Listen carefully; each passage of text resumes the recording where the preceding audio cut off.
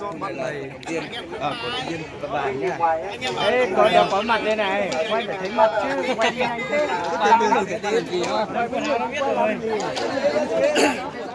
Xin hai bài vận viên đổi bên, tiếp tục hiệp thứ hai. Không cần đẩy được mà chỉ cần trượt là thắng mà.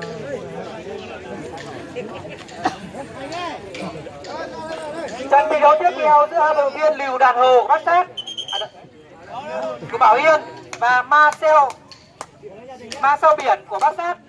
Vận động viên Lựu Đạt Hồ mang đai đỏ, Ma Seo Biển mang đai xanh. Xin mời hai vận động viên chuẩn bị trận thi đấu thứ hai. Cố lên Tình ơi. Sau đây là hiệp thứ hai giữa hai vận động viên Vàng A Tình và Má A Phay. Ở hiệp thứ nhất, vận động viên Vàng A Tình Văn Bản đã giành chiến thắng.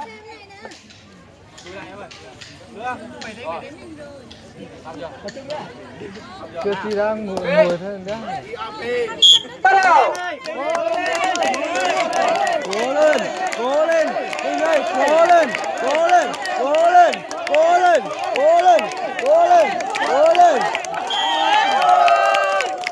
Như vậy là vận động viên Vàng A Tình Văn Bản đã giành chiến thắng, được lọt vào vòng trong.